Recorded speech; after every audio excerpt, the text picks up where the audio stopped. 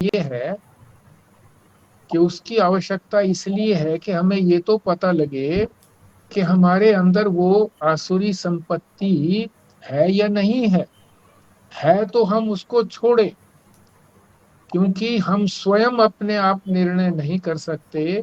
इसका निर्णय तो शास्त्र करता है, भगवान करते हैं। इसलिए आसुरी संपत्ति को जानना भी आवश्यक है।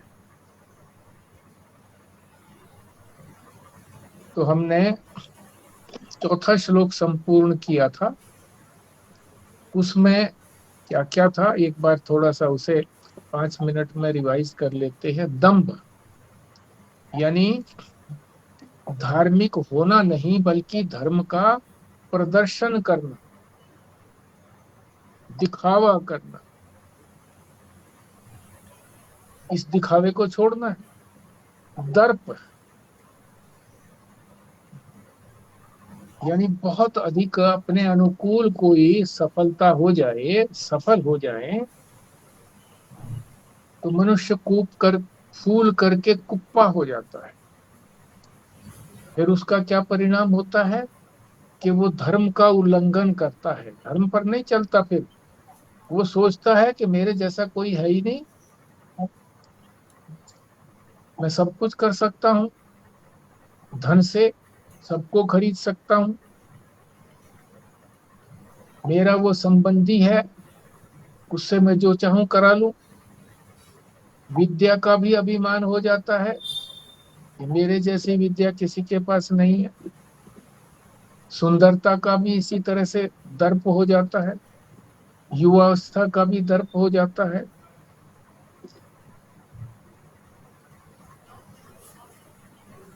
तो ये दर्प हो गया, ये छोड़ना है। अतिमान, अतिमान का भी अर्थ यही है, अपने आप को बहुत अधिक सम्मानजनक मानना। मेरे जैसा सम्मान किसका हो सकता है, मैं तो दुनिया भर में प्रसिद्ध हूं। फिर है क्रोध। प्रतिकूल परिणाम आ जाए तो क्रोध होता है,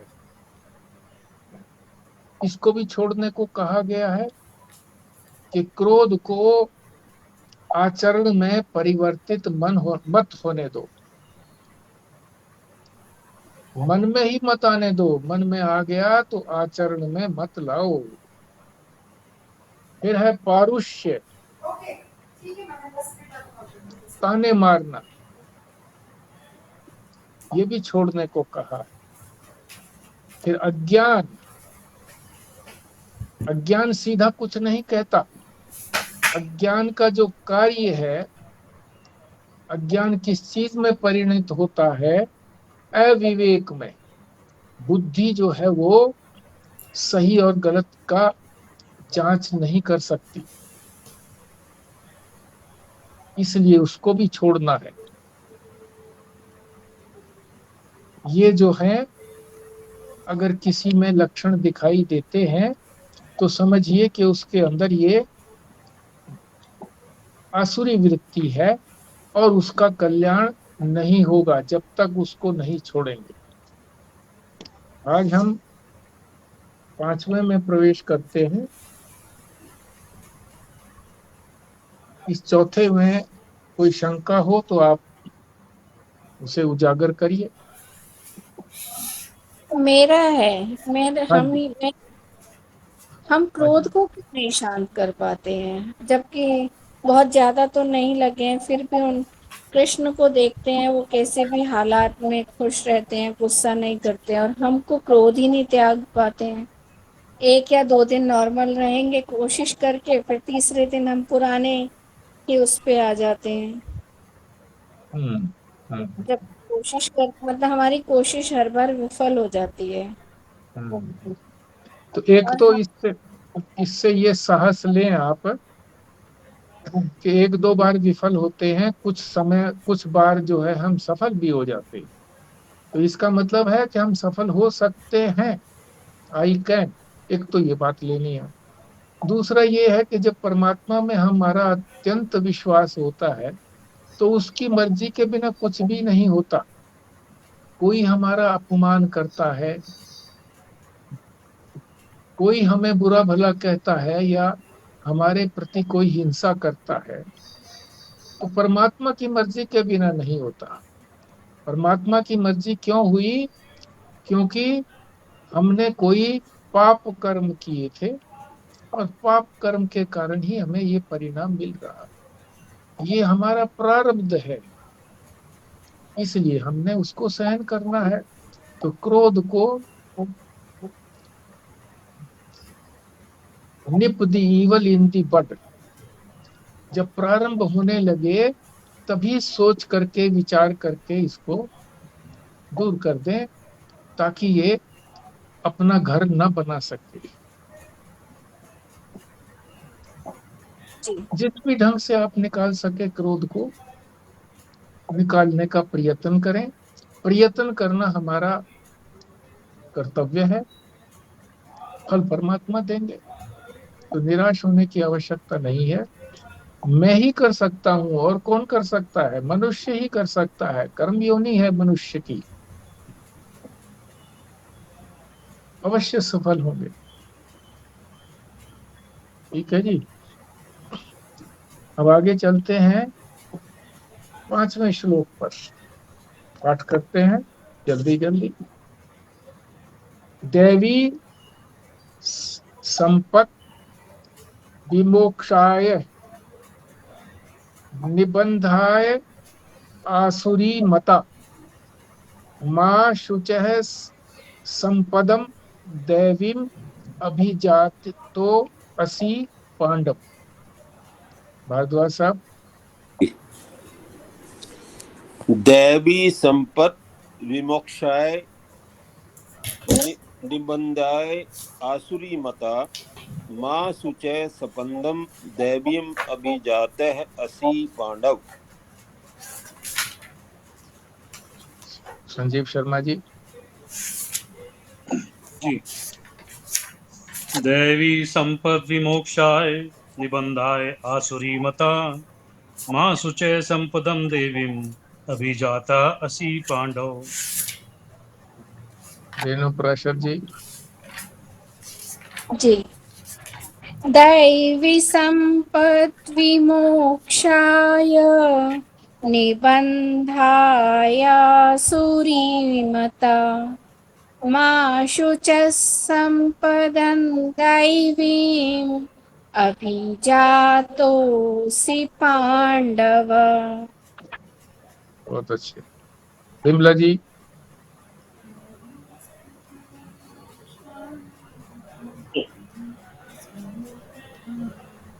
दैवी संपदमोक्षाय निबन्धाय आसुरीमता, मा शुचः संपदं देवीम् अभिजातः अस्य पाण्डव। खुराना जी। देवी संपत विमोक्षाय निबंधाय आसुरी मता, माँ शुचा संपदम देवीम अभिजात असि पांडवा। ओ स्वस्तिका जी। हाँ जी। दैवी संपदि मोक्षाय निबंधाय सुरीमता, मा शुचय संपदम दैवी अभिजातो असि पांडव। अर्थ समझ लेते हैं जी। दैवी का मतलब वही दैवी, आगे संपत्ति, ये भी स्पष्ट है। दैवी संपत्ति किस लिए है? मोक्षाय, मोक्ष प्राप्त करने के लिए दैवी संपत्ति का को अपनाना आवश्यक है। निबंधाय, निबंधाय आसुरी मता। निबंध, सिर्फ बंद कह देते तो भी काम चल सकता था, पर निबंध कहा है। निबंध का अर्थ है नियत, निश्चित, निश्चित रूप से बंधनकारी है। क्या? आसुरी संपदा। कौन कहते हैं ये? मता। मता माने भगवान कह रहे हैं मेरा मत है, केवल मत ही मत नहीं बल्कि निर्णायक मत है, निर्णय किया हुआ मत है। अगली पंक्ति में मां शुचः, तू शोक मत कर। अर्जुन को कह रहे हैं, सभी साधकों को कह रहे हैं कि कोई भी साधक शोक नहीं करे, क्योंकि जो भी गीता के स्वाध्याय में लगा है तो उसमें दैवी संपत्ति तो है ही, तभी तो वो इधर आया है। यदि कोई आसुरी संपत्ति है भी जिसको बता रहे हैं भगवान, उसको दूर कर देगा। इसलिए शोक मत कर साधक, दैवी संपत्ति से लक्षित होकर के तुम पैदा हुए हो, दैवी संपत्ति की तरफ तुम्हारा रुझान है, इसीलिए इसको लेकर के पैदा हुए, तो शोक मत करो। अब इसको थोड़ा सा विस्तार से समझ लेते हैं। दैवी संपदा छुड़ाएगी, किससे छुड़ाएगी? संसार बंधन से। तो सबसे पहले यही जानना आवश्यक है कि संसार बंधन कैसे है। अनेक कारण हैं इसके बंधन के। एक तो हमें ये जन्म मरण के चक्र से छूटने नहीं देता। दूसरा ये है कि बड़ा दुख देने वाला है, जन्म से लेकर के मृत्यु पर्यंत। जन्मते समय भी कष्ट होता है बड़ा, जन्म से पूर्व माता के गर्भ में उल्टा लटका रहता है, ये भी कितना दुखदाई है। गर्मी के अंदर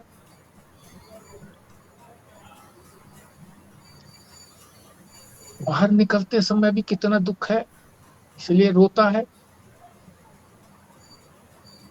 और फिर कोई आवश्यक नहीं है कि वो दुख आए ही ना, दुख भी आ घेरता है, जन्मते ही दुख आ घेरता है, कुछ काल के बाद आ घेरता है। फिर जो जो आगे बढ़ता है, जब अनुकूलताएं नहीं होती, प्रतिकूलताएं होती हैं, तो दुख ही दुख है।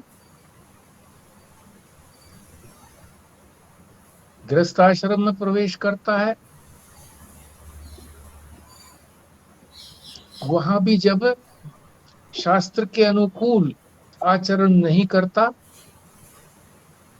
तो दुख ही मिलेगा।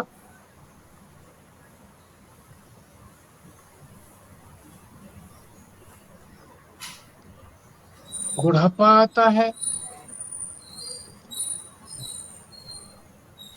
तो बल की कमी अनुभव में आती है, यंत्र जो है वो ढीले पड़ जाते हैं। फिर मृत्यु के समय में सब कुछ छूटने लगता है एकदम, तो अत्यंत पीड़ा होती है। अब उसमें किसको बताए ऐसे समय में, तो बड़ा दुखदाई है, दुखों का घर है, बांधे रखता है हमें। कर्म करते रहते हैं, भोगते भी रहते हैं, फिर अगले जन्म होता है, फिर करते हैं, फिर भोगते रहते हैं।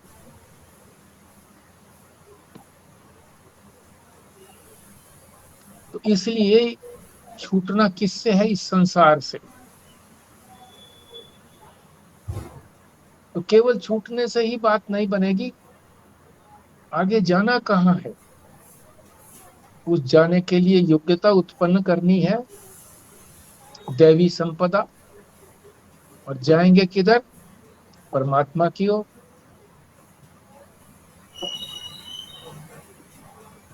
लोगों की कईयों की शंका रहती है कि हमें यहाँ का भी आनंद छूटे और कभी वो भी ना मिले, हमको परम आनंद भी ना मिले।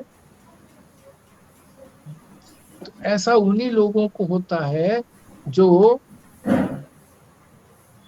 पूर्ण वैराग्य नहीं होता जिनमें।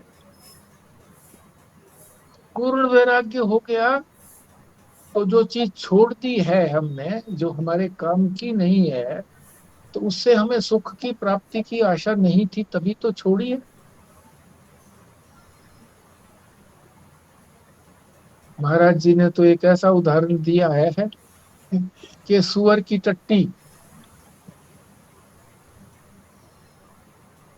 मान लीजिए तुम्हारे पास है, कोई छीनने को आता है तो क्या कोई दुख होता है?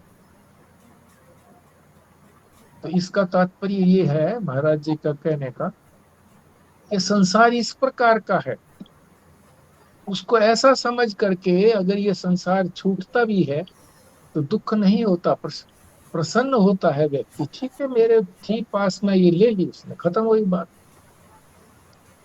काकविष्टा का भी नाम दिया है, काकविष्टा, कौवे की बीट।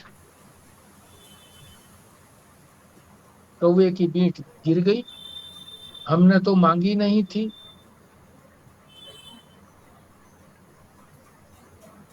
तो ये दुख आन पड़ा, साफ करना पड़ेगा इसको प्रारब्ध के कारण। और प्रारब्ध सोच करके कि मैं दुखों का सुखों का भोग ही क्यों करूं, मैं जो अपना स्वरूप आनंद स्वरूप है उसी को प्राप्त करूं। यहाँ तक मन में आ जाता है। यदि प्रारब्ध की बात हम सोचते हैं कि अगर संसार नहीं मिला, मिले तो अच्छा ही है, मिल तो गया, पर अब ये छूट जाए, छोड़ दें हम तो अच्छा ही रहेगा।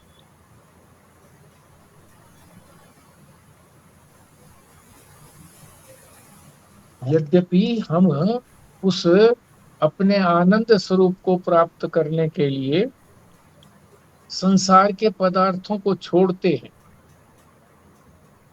शास्त्र के अनुरोध से, कुछ अपने विचार से, विवेक से, पर फिर भी मन में ये रहता है कि पदार्थ में कुछ अच्छाई तो है ही, कुछ अच्छापन तो है ही, उसको हे नहीं समझते कि ये हे चीज है। हे का मतलब जो त्यागने के योग्य है, मेरे मतलब की नहीं।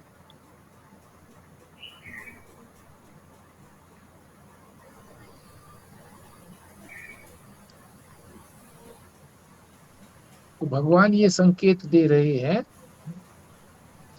सभी साधकों को कि वो यही सोचें कि मैं इस मार्ग पर चल पड़ा हूं, गीता के द्वारा दिखाया गया मार्ग, भगवान द्वारा दिखाया गया मार्ग। तो भगवान ने मुझे इसीलिए पैदा किया है, इन गुणों को देकर के, तभी तो मैं इधर लग पाया हूं।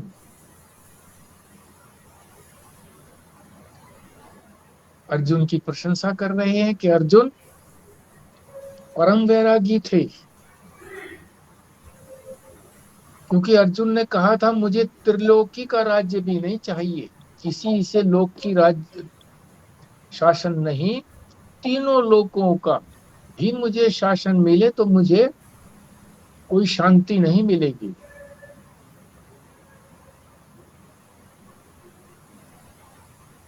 इसलिए उसमें पूर्ण वैराग्य था। केवल वैराग्य से ही नहीं समझ लेना चाहिए कि हम पहुंच गए, मगर 80% काम हो गया। कैसे? मुख्य काम हो गया, अब उसके बाद क्या करना है? परमात्मा की ओर चलना है। वैराग्य करके बैठ नहीं जाना है।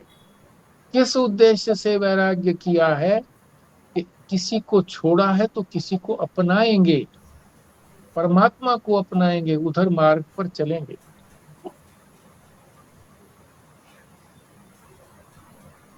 तो जिसके अंदर थोड़ा वैराग्य है तो वैराग्य को और बढ़ाए। वैराग्य आता है विवेक से। विवेक क्या है? विवेक ये बताता है कि जो नित्य पदार्थ हैं उनको अपने में रखो, उनको मानो, और जो अनित्य हैं, बदलते रहते हैं, नष्ट होते रहते हैं, उनको छोड़ो।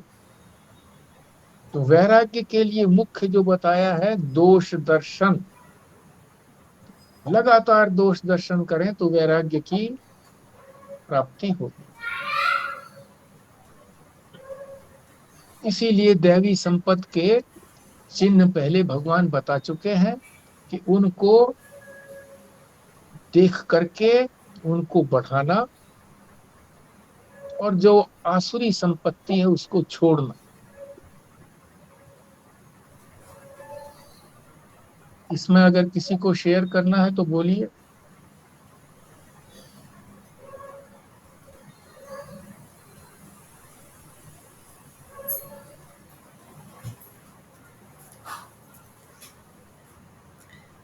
ये जो आपने बोला ना कि मतलब सुनते सुनते ये तो पता लगने लगा कि संसार में कष्ट है, संसार को छोड़ना चाहिए।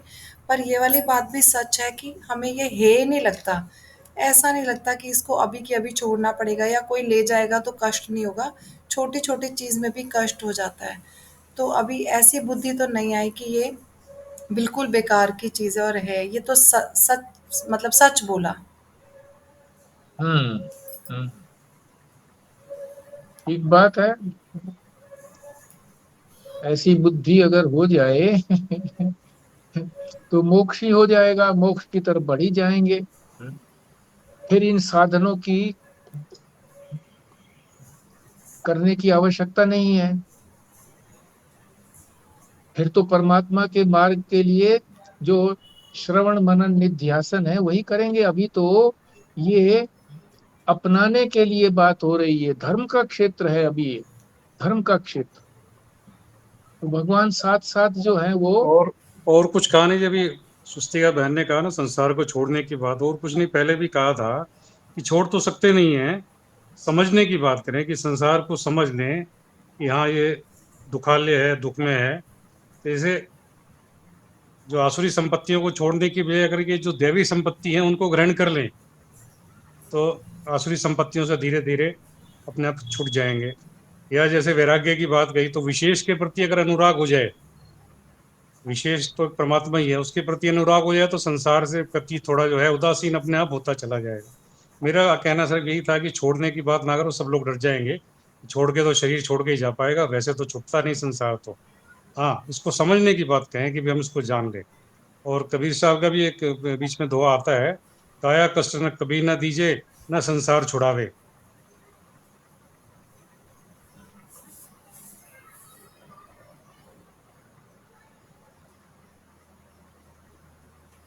देखो, क्या संसार से शरीर चला गया तो संसार छूट गया क्या? जैसे आपने कहा कि भी संसार तभी छूटेगा जब शरीर छूटेगा, फिर शरीर मिलेगा। शरीर में रहते रहते संसार से अपना अलगाव अनुभव करना है कि मैं तो आत्मा हूँ, चेतन हूँ, ये अनात्मा है संसार, ये जड़ है। जड़ का चेतन के साथ क्या संबंध? कोई संबंध नहीं है। ये समझ, ये जो समझ है ना जी, यही इसके इसके प्रति आसक्ति खत्म हो जाना। मैं सिर्फ छोड़ने का मतलब ये सोच रहे थे कि जी छूटेगा तो नहीं, संसार तो अपनी जगह रहेगा, यथावत हम्म रहेगा संसार तो। हम्म सुख दुख भी रहेगा, दुष्ट सज्जन दुष्ट सब रहेगा करके, संसार तो रहेगा। मेरा मतलब ये था कि जो स्थूल रूप में अगर ऐसी बात करें कि भी संसार छूट जाएगा, छूटना तो कुछ नहीं है, संसार से समझ में आ जाएगी तो अपने आप आसक्ति हट जाएगी तो छूट जाएगा। ठीक है, समझ आना जो है इसकी उपयोगिता है, पर ये धर्म का क्षेत्र है। करने का क्षेत्र है, केवल जानने का क्षेत्र नहीं है यहाँ पर कि परमात्मा के स्वरूप को जानना है। परमात्मा के स्वरूप में कर्म नहीं है, वहां तो केवल जानना भर है। यहाँ कर्म की बात है, इसको अपनाना है, धर्म को अपनाना है। इसलिए समझ भी उपयोगी है। अपना तभी पाएंगे जब हम समझ जाएंगे। तो समझ भी उपयोगी है, फिर उसको अपनाना, अपनाएंगे तभी उसका फल मिलेगा।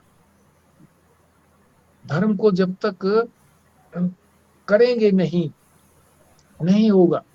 दान की महिमा समझ लो, दया की महिमा समझ लो, और जितनी भी सात्विक वृत्तियां हैं या ये दैवी संपत्तियां हैं, इनको सबको समझ करके इनको अपनाएंगे नहीं तो लाभ होने वाला नहीं है।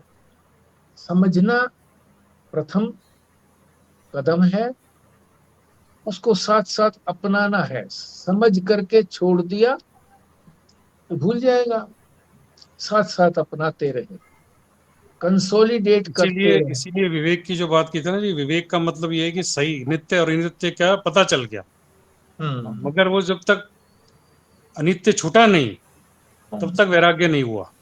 तो एक एक शब्द किसी और महात्मा ने भी जोला कि विवेक के बाद साहस भी चाहिए कि उसको छोड़ सके, अनित्य को, हम्म नित्य को पकड़ सके और अनित्य को छोड़ सके, क्योंकि विवेक में ये पता चल गया। अब जैसे सिगरेट पीना नुकसानदायक है, अभी रेणु हम्म मैडम ने कहा जी गुस्सा करने पे नुकसान है, गुस्सा नहीं करते हैं, करना नहीं चाहिए, पता तो हम्म चल गया जी, मगर अभी उसमें स्थिति नहीं हो पाई है। इसके लिए साहस करना पड़ेगा। साहस क्या हम्म करना पड़ेगा? वही अभ्यास की जो बात है कि बार बार आएगा, कोशिश करके। महात्माओं ने को उदाहरण दिए कि भाई जब भी गुस्सा आए करके आप 1 से 50 100 तक गिनती शुरू कर दो, या कहो कि अभी नहीं करता, बाद में जवाब दूंगा इस बात का, तो बाद में जवाब देने के लिए समय नहीं रहेगा, फिर कहेगा उस गुस्सा जो वेग है उसका वो शांत हो जाता है उसके बाद। ठीक तो ये विवेक के बाद जो है साहस करना पड़ेगा उसको छोड़ने के लिए, गलत चीज को, तब वो वैराग्य बनेगा। ठीक। मैं एक और बात भी क्लैरिफाई करना चाह रही थी कि जैसे अब मेरे को कुछ टाइम से आपकी बात से ये लग रहा है कि एक्चुअली दो तरह की चीज़ें हैं। एक धर्म की चीज़ है और एक मोक्ष की चीज़ है। तो वो दोनों थोड़ी-थोड़ी सी अलग हैं, जैसे आपने अभी भी बताया कि धर्म में चीज़ें करनी पड़ती हैं, अपनानी पड़ती हैं, और मोक्ष तो निवृत्ति मार्ग है जिसमें सब कुछ छोड़ना पड़ता है। तो बस मैं ये वेरिफ़िकेशन भी चाह रही थी। और मतलब कई बार नहीं तो ऐसे लगता है ना कि अभी तो आपने कर्म छोड़ने को कहा और अभी आप कर्म करने को कह रहे हो कि ये करना है और ये नहीं करना है। और तो हम्म ये एक्चुअली फिर 2 तरह की बातें हो गई ना, एक हो गई धर्म, जिसको अपनाना है, कर्म भी करना है उसके अंदर और कुछ चीज़ें छोड़नी भी हैं, जैसे दैवी संपत्ति लेनी है और आसुरी संपत्ति छोड़नी है। और जब मोक्ष के लिए जाएँगे तो फिर तो ना तो दैवी से मतलब है, ना आसुरी से मतलब है, तब तक तो फिर सब चीज़ें आ ही जाएँगी जब विवेक बुद्धि हो जाएगी और श्रवण, मनन, निध्यासन हो जाएगा। Is it so? हम्म जैसे वो 4 पुरुषार्थ बताया ना, ये धर्म अर्थ काम मोक्ष, उसमें यही कहते हैं कि धर्म पूर्वक अर्थ और काम को करके ये सब किया जाएगा, धर्म पूर्वक करेंगे तो मोक्ष की प्राप्ति होगी। हम्म। देखो, ये दोनों चीजें डिफरेंट नहीं है, लक्ष्य दोनों का एक ही है। एक साधना का क्षेत्र है और एक जो है सिद्ध वस्तु को पहचानने का क्षेत्र है। धर्म जो है, ये दोनों चीजें कल्पना की नहीं है, शास्त्र द्वारा बताई गई है। वेद, उपनिषद वगैरह जो शास्त्र हैं, आध्यात्मिक शास्त्र, दो ही बातें तो बताते हैं, इसके अतिरिक्त नहीं बताते, संसार की बात नहीं बताते। आप कहोगे कि संसार की भी बहुत बातें करते हैं महाराज जी, वो समझाने के लिए देते हैं उदाहरण संसार का। दो ही बातें हैं, धर्म और मोक्ष, या उसको कहो कर्म और ज्ञान। तो धर्म का तात्पर्य है कर्म का क्षेत्र, तो करना ही पड़ेगा। छोड़ना भी एक कर्म है, छोड़ दिया हमने तो कर्म है। ज्ञान के क्षेत्र में कोई छोड़ना नहीं है, वो तो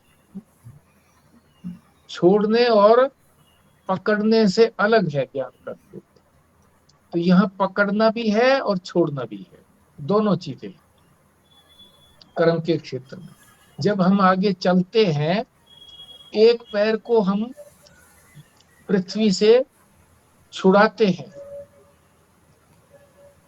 और दूसरे पैर से या उसी पैर से पकड़ते हैं, पृथ्वी से छुड़ा करके अगली पृथ्वी जो जगह है वहां पर उसको रखते हैं। तो दोनों एक ही उद्देश्य की प्राप्ति के लिए है, करना और छोड़ना। तो जहां तक ये साधना का चलता चलेगा प्रश्न, तो वहां अपनाने की बात प्रमुख रहेगी। जब तक नहीं अपनाएंगे लाभ नहीं रहेगा। यदि कर्म को हम धर्म के अनुसार करते रहें तब भी छोड़ना पड़ेगा। धर्म के अनुसार करते रहेंगे तो फिर छोड़ना क्या रहेगा?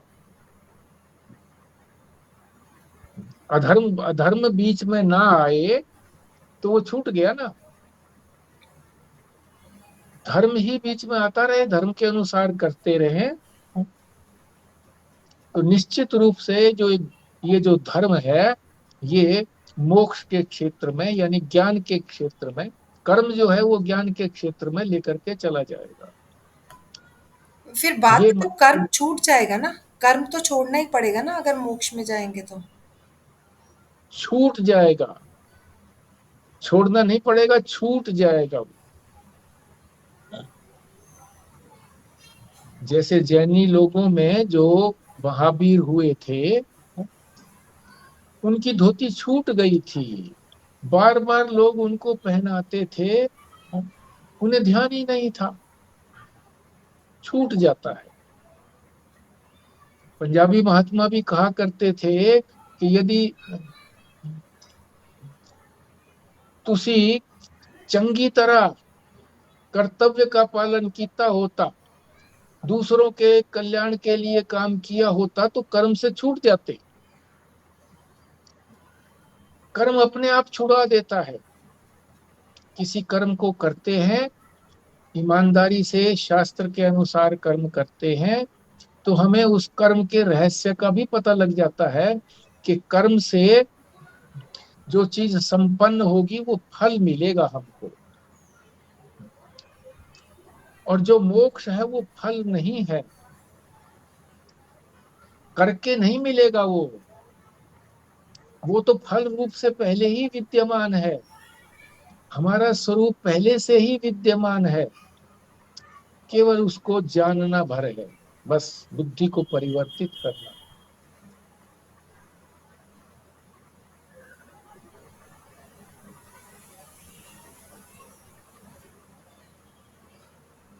सापेक्षिक है ये दोनों, छोड़ना और करना है कर्म के ही क्षेत्र। एक हाथ आगे जाता है, एक हाथ पीछे जाता है। हमारा जब चलते हैं तो हाथ हिला करके चलते हैं, तो दोनों हाथ एक साइड में नहीं चलते। ढक्कन खोलना हो किसी शीशी का, एक साइड में लगे रहोगे तो बड़ा परिश्रम करना पड़ेगा। दोनों साइडों में विपरीत घुमाएंगे, जल्दी खुल जाए।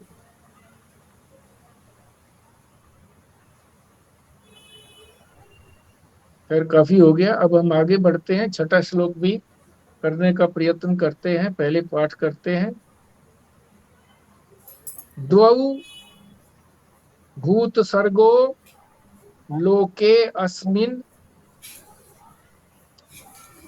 दैव आसुर एव च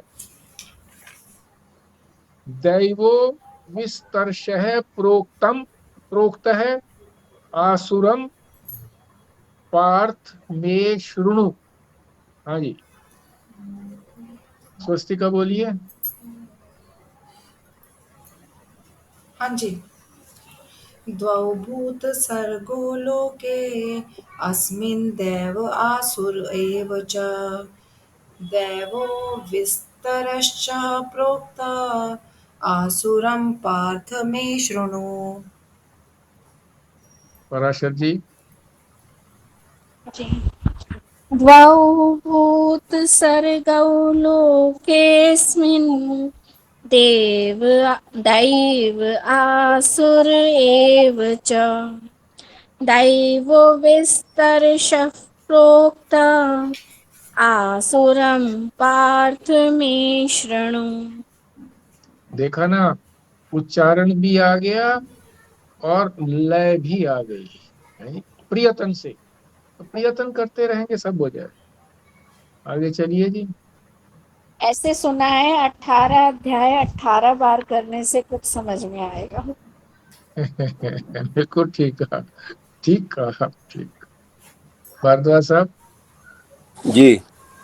द्वौ भूसर्गो लोके अस्मिन् दैव्य आसुर एव च दैव्य विस्तरश प्रोक्त असुरम पार्थ मे शृणु। विमला जी।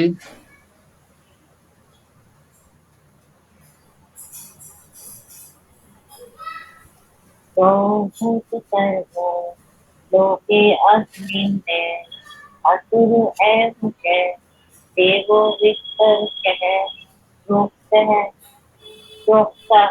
असुरं पार्थ मे शृणु। संजीव शर्मा जी। द्वौ भूत्सर्गो लोके अस्मिन् देव आसुर एव च देव विस्तरशा प्रोक्ता असुरं पार्थ मे शृणु। खुराना जी। द्वौ भूत्सर्गो लोके अस्मिन् देव असुर एव च देवा विस्तृषा प्रोक्ता असुरम पार्थ मे शृणु। ओम। अर्थ समझते हैं जी। दो, दो माने दो। भूत सर्गो, भूत माने जो सांस लेते हैं प्राणी, मुख्य रूप से मनुष्य की बात है यहाँ। हाँ जी, विमला जी म्यूट कर लीजिए।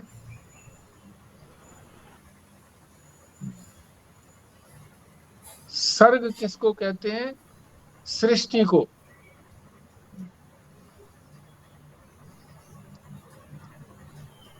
लोके, लोके माने संसार, जो दिखता है। लोक माने लोकन भी कहते हैं लोग भाई, जरा लोक के चलो, देख के चलो। अस्मिन माने इस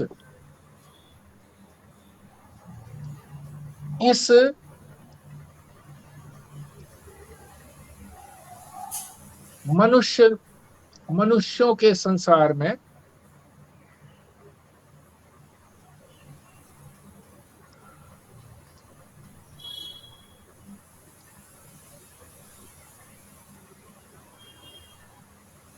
इस प्राणियों के संसार में दो तरह के मनुष्य, दो तरह की सृष्टि है। मनुष्य नहीं, दो तरह की सृष्टि है इस संसार में। मनुष्यों की दो तरह की सृष्टि है। कौन कौन सी है आगे बताएंगे। दैव, देवी, असुर, आसुरी। देव हैं और असुर हैं, असुर हैं। एव माने ही, दो तरह की ही है।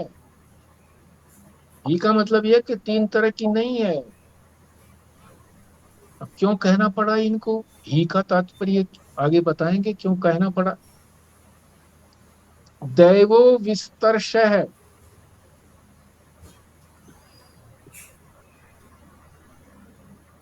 दैवी को तो देवताओं की जो संपत्ति जो ग्रहण करके देवता बनते हैं, उसको तो विस्तार से कह चुके हैं भगवान। पीछे विस्तार हो चुका। इसी अध्याय के अंदर 26 दैवी संपत्ति बताई थी। उससे पहले भी बहुत बार बता चुके हैं, उसको भी आगे हम इसी श्लोक में समझेंगे। इसलिए प्रोक्तम, प्रोक्तम माने कर चुका हूं, प्रोक्त कर चुका हूं, बता चुका हूं। इसलिए आसुरम पार्थ में शृणु, हे पार्थ, हे अर्जुन,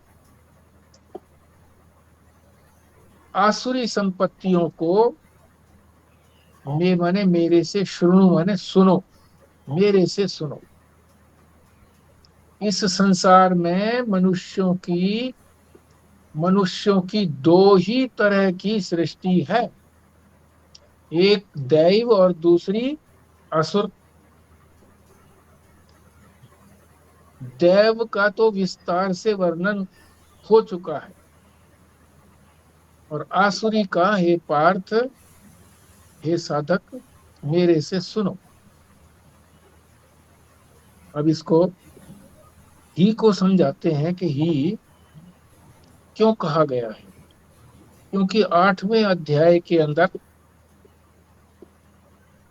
12वां श्लोक है, उसमें भगवान ने 3 प्रकार की प्रकृति बताई है।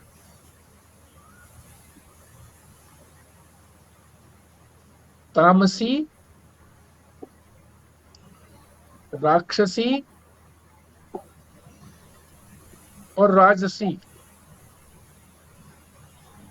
तामसी, राक्षसी,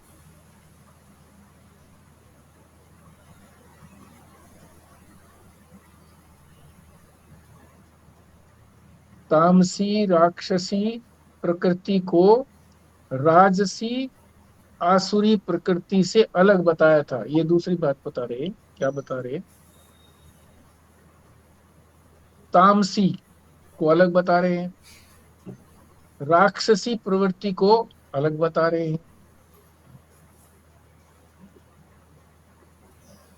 राक्षसी को राजसी और आसुरी प्रकृति से अलग बताया था। मतलब ये है कि वहां 3 प्रकार की प्रकृति बताई थी, सत्वगुणी, रजोगुणी और तमोगुणी। और उससे यहाँ जो है 2 ही प्रकार के बता रहे हैं मनुष्यों के अंदर।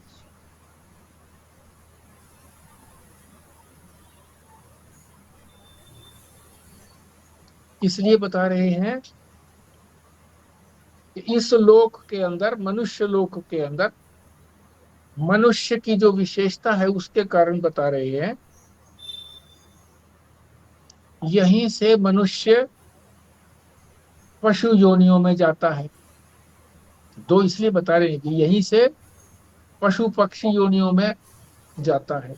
जब दूसरा जन्म लेता है तो कौन सी योनि में जाता है? जैसे यहाँ कर्म किए हैं मनुष्य ने, उसी के अनुसार पशु योनि में भी जाता है, और यहीं से शुभ कर्म करता है तो देवताओं की योनि में भी जाता है। क्यों? दूसरे लोग दूसरे क्यों नहीं कर सकते? देवता लोग और जो पशु पक्षी हैं वो पुरुषार्थ क्यों नहीं कर सकते? क्योंकि पुरुषार्थ तो केवल मनुष्य ही कर सकता है। ये दोनों जो योनियां हैं, देवताओं की योनियां और पशु पक्षी आदि की योनियां, ये दोनों ही भोग योनियां हैं।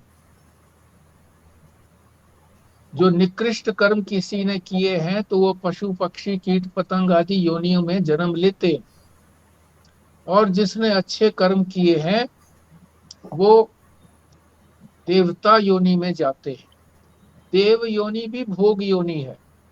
अच्छे कर्म करने वाला भी जब देवता लोक में जाता है तो अच्छे कर्मों को, यानी पुण्यों को, सुख को भोगता। तो दोनों भोग योनियां हैं। इसीलिए मनुष्य को दो ही बताया है कि एक दैवी और दूसरी आसुरी। आसुरी के अंदर ही राक्षसी को भी समेट लिया है, आसुरी को भी।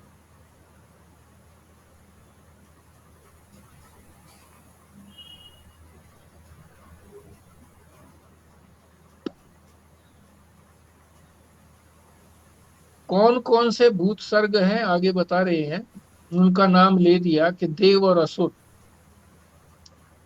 देव असुर एव च, देवता और दूसरा असुर, दो को ही सामने रख करके सारी सृष्टि होती है।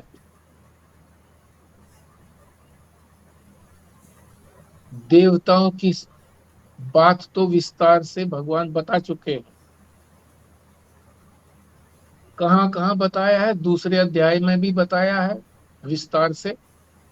विस्तार किस लिए कह रहे हैं कि दूसरे में भी बताया है, चौथे में भी बताया है, 9वें में भी बताया है, 7वें में भी बताया है, 15वें में भी बताया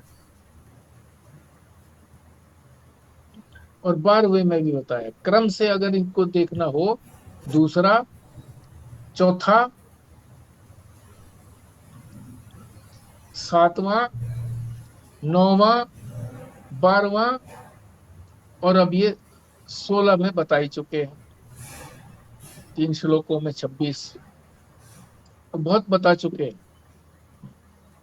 आसुरी संपत्ति नहीं बताई है, इसीलिए चौथे श्लोक से लेकर के अंत तक ये आसुरी संपत्तियों का ही भगवान वर्णन करेंगे कि इनमें से कोई भी संपत्ति साधक के पास है, उसको संपत्ति ना जान करके उसको विपत्ति जान करके छोड़ देना चाहिए।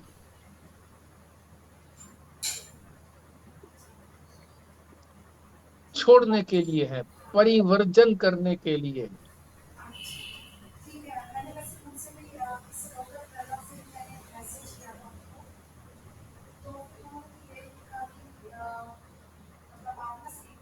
अब आगे एक और महत्वपूर्ण बात बता रहे हैं।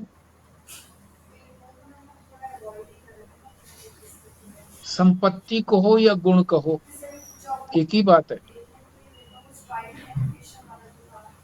गुणों को अगर बताना हो तो दो तरीके से बताया जा सकता है।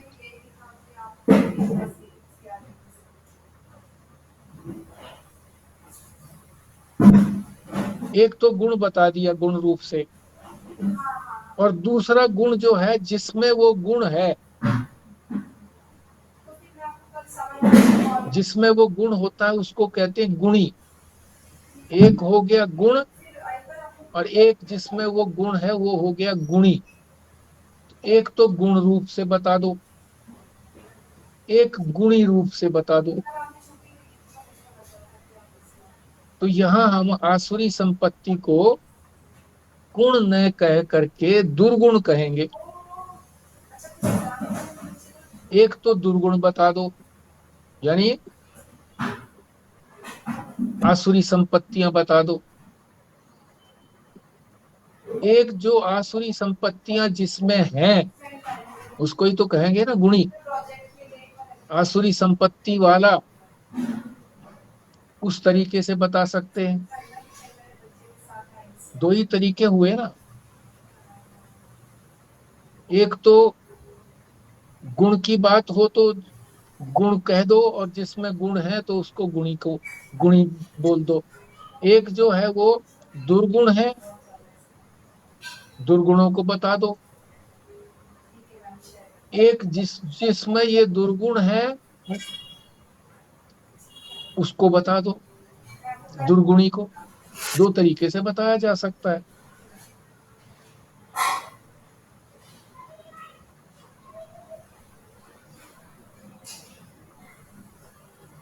तो लोग कहते हैं जी, जब आपने ये दुर्गुण बता दिए, हेलो, गुड इवनिंग सर। तो इनको अनुभव करके तो देखें हम, अनुभव करके देखेंगे तो फंस जाएंगे। जैसे कीचड़ कैसा होता है, उसमें हम कीचड़ में जाकर के देखेंगे तो कीचड़ में जाएंगे तो कीचड़ से लथपथ हो जाएंगे, और अगर दलदल होगा तो उसमें से निकल भी नहीं पाएंगे। तो शास्त्र ये कहता है कि किसी चीज को अनुभव करके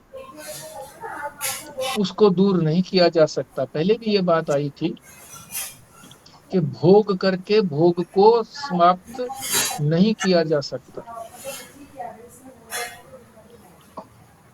अग्नि पहले आग डाल करके थोड़ी सी जलाई, अब उसमें आग में घी डाल करके अग्नि जलाई, तो घी को बार बार डालते रहेंगे तो वो बढ़ती ही रहेगी, दूर नहीं होगी।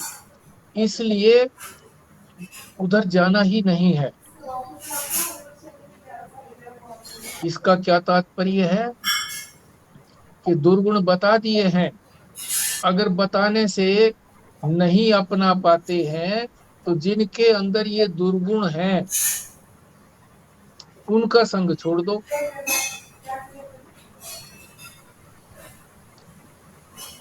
और किसका संग करो?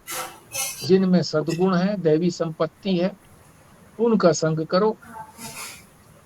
एक को छोड़ो, एक को अपनाओ। तो सरलता से हम उसको पा सकते हैं, एक को छोड़ सकते हैं, एक को अपना सकते हैं। क्योंकि जिसके अंदर ये दुर्गुण है उसको हम देख भी सकते हैं कि ये दुर्गुणों से कितना परेशान हो रहा है, जेल भी जाना पड़ रहा है, बदनामी भी झेलनी पड़ रही है, दुखों का अंबार लगा हुआ है जिसमें दुर्गुण है। तो उसको देख करके हमें अनुभव हो सकता है कि हम क्यों फंसे,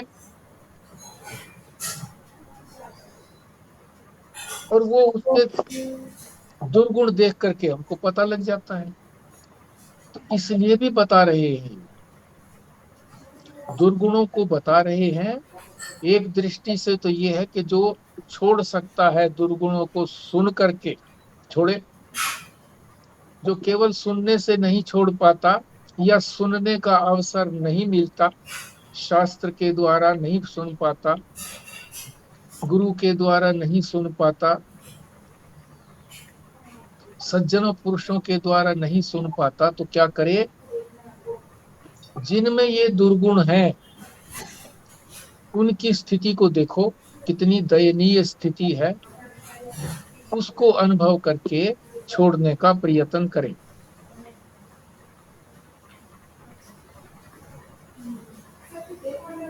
तो यहाँ तो छोड़ने का ही प्रश्न है, अपनाने का प्रश्न नहीं है। इसलिए दैवी प्रकृति वाले पुरुषों की बात छोड़ भी दे हम यहाँ पर, आसुरी संपत्ति वाले पुरुषों के संग को हम छोड़ दें तो भी हमारा कल्याण। अब आपने इसमें कुछ शेयर करना हो, इतना ही है। दोनों श्लोकों के अंदर दैवी संपत्तियों को अपनाने की बात कही है और इसको छोड़ने की कही है। मुख्य रूप से तो दोनों श्लोकों में छोड़ने की ही बात कही गई है, अपनाने की बात तो पहले कह चुके हैं कि उनका आसुरी संपत्ति वालों का संग छोड़ दे, उनकी हालत को देख करके अपने अंदर ऐसी हालत का अनुभव करके उनका संग छोड़ दे। जी शेयर कीजिए, इतना ही है बस इसमें दोनों श्लोकों में।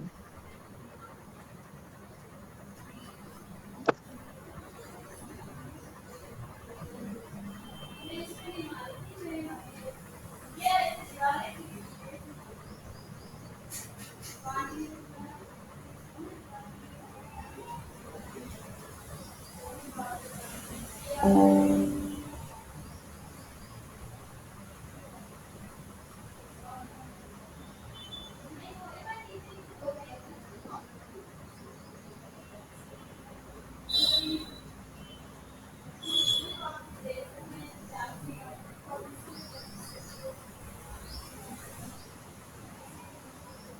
देखो ना, एक तो दृष्टिकोण ये है कि वे ठोकर खा करके देखेंगे कि ठोकर खा करके क्या परिणाम होता है। एक दृष्टि ये है कि जिसको ठोकर लगी है उसका परिणाम देख लो, प्रत्यक्ष से देख सकते हैं हम, हमारी इंद्रियां देख सकती हैं, उसको अनुभव कर सकती हैं। तो आसुरी संपत्ति वाले लोगों को देख करके, प्रत्यक्ष रूप से अनुभव करके उन दुर्गुणों को हम छोड़ सकते हैं, परिवर्जन कर सकते हैं।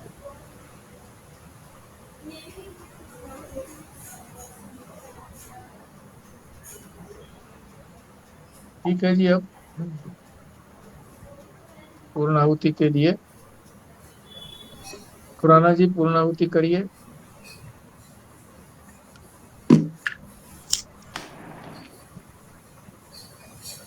ओम पूर्णमदः पूर्णमिदं पूर्णात् पूर्णमुदच्यते पूर्णस्य पूर्णमादाय पूर्णमेवावशिष्यते। ओम शांति शांति शांति। नारायण। नारायण। नारायण।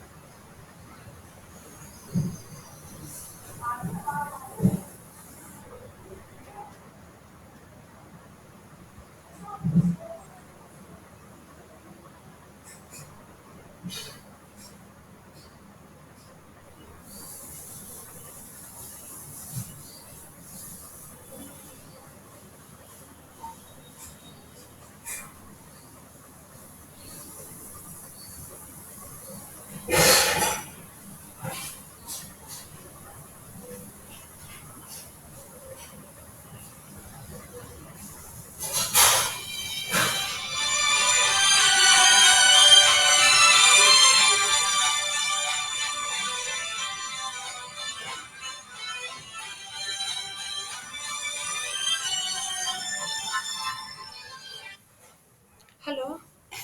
हाँ। हाँ जी सर। हाँ हाँ।